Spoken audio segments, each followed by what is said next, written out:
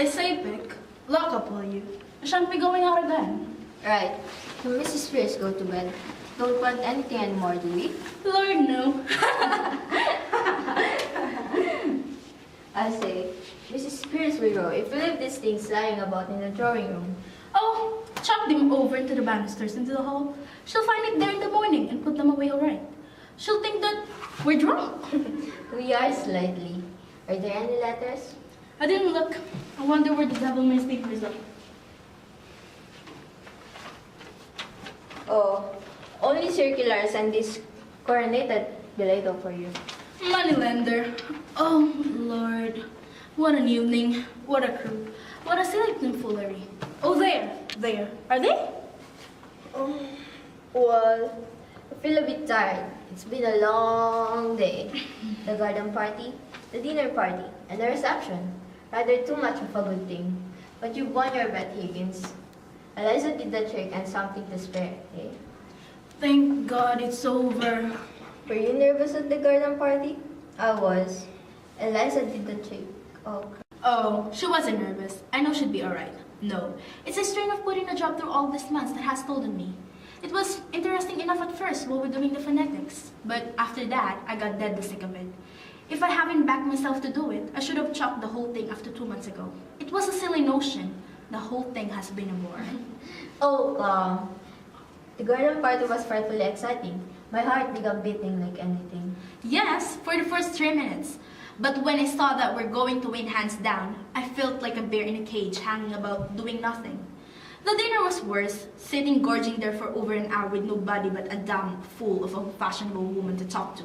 I tell you, Pickering, never again for me. No more artificial duchesses. The whole thing has been simple purgatory. You've never been broken in properly to be social routine. I rather enjoyed dipping into it was a great success. An immense success. I was quite frightened once or twice because Eliza was doing it so well. You see, lots of the real people can't do it at all. They're such fools that they think style comes by nature to people in their position. And so they never learn. There's always something professional about doing a thing superlatively well. Yes, that's what drives me mad. The silly people don't know their silly businesses. However, it's over and done with. And now, I can go to bed at last without dreading tomorrow. I think I shall turn it to. Still, it's been a great occasion. A triumph for you. Good night. Good night.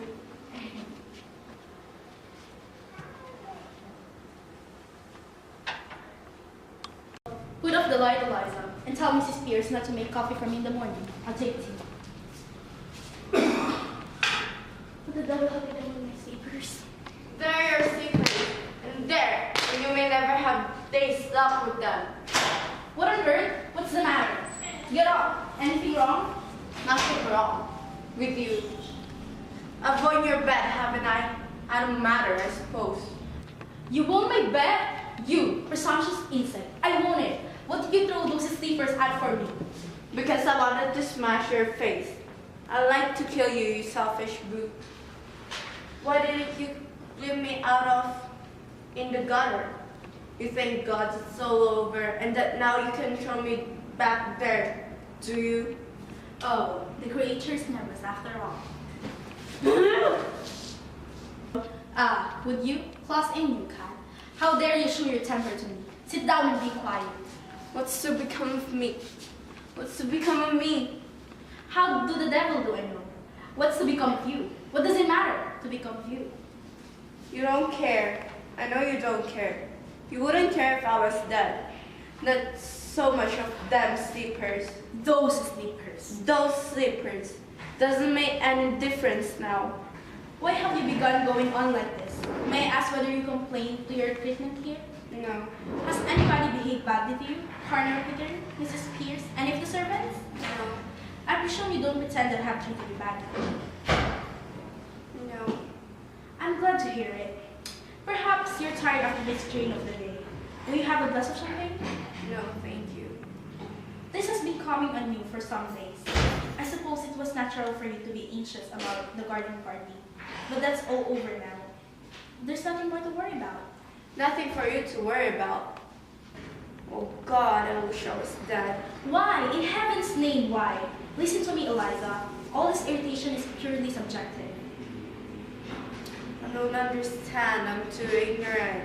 It's only imagination, low spirits, and nothing else.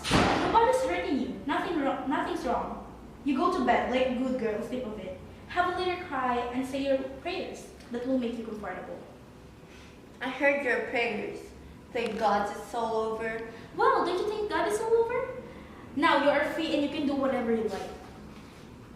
What am I fit for? What have you left me fit for? Where am I to go? What am I to do? What's to become of me? Oh, that's what's worrying you? I shouldn't bother about that if I were you. I should imagine you won't have much difficulty in setting yourself somewhere or other, though I hadn't quite realized that you were going away. You might marry, you know. You see, Eliza, all married men are not confirmed old bachelors like me and Cardinal. Most men are married, sort, and you're not fun looking. It's quite a pleasure to look at you, sometimes, not now, of course, because you're crying and you're looking as ugly as the very devil. But when you're all right and quiet yourself, you're what I should call attractive.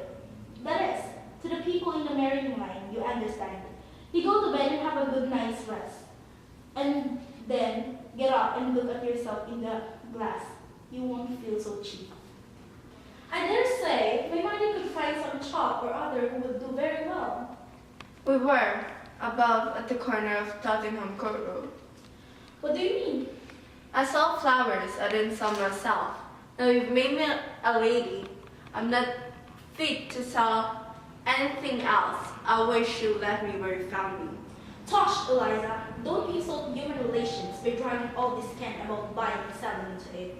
You needn't marry the fellow if you don't like him. What else am I to do? Oh, lots of things. What about your old idea of a florist shop? Pickering could set you up in one. He has lots of money. Ha ha! He'll have to pay for all those tops you have been wearing today. And that, with the hire of the jewelry, will make a big hole in 200 pounds. Why? 6 months ago, you would have thought in the millennium to have a flower shop of your own. Come, you'll be alright. I must clear off the bed. I'm devilish asleep. By the way, I came down for something. I forgot what it was. Your slippers? Oh yes, of course. You should have awaited me. Before you go, sir, Eh? do my clothes belong to me or to Colonel Pickering? What the devil use would they be to Pickering? Maybe you want them for the next girl you want to experiment on. Is that what you feel about us? Still, please. And will you take this? I don't want to run them the risk of missing. Hand them over. If this belonged to me instead of the jeweler, I'd run them down your ungrateful throat. This necklace isn't the jeweler's. It's the one that you bought me in Bradford. I don't want it now. Don't you hit me. Hit you, you infamous creature. How dare you accuse me of such a thing? Is it you have to hit me? You have wounded me to the heart. I'm glad. I've got a little of my own back anyhow. You have caused me to lose my temper. I think that has hardly ever happened to me before. I prefer to say nothing more tonight. I am going to bed. You better leave a note for Miss Pierce about the coffee. She won't be told by me. Damn Mrs. Pierce, and damn the coffee, and damn you, and damn my own folly in having lavished my hard-earned knowledge and the treasure of my regard and intimacy of the heartless gobbleslight.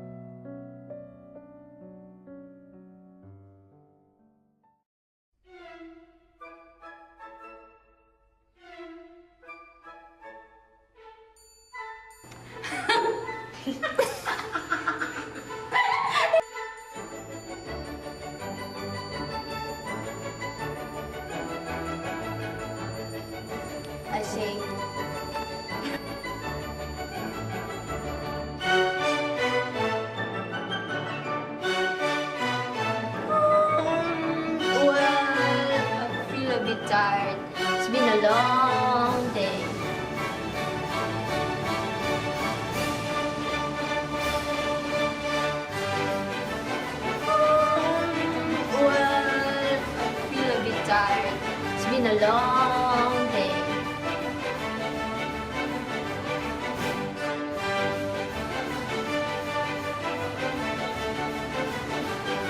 I think I should try it.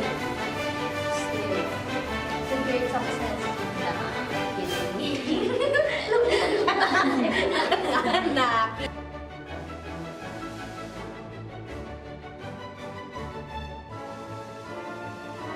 What on earth? What's the matter? Get up. Anything wrong? Nothing rude.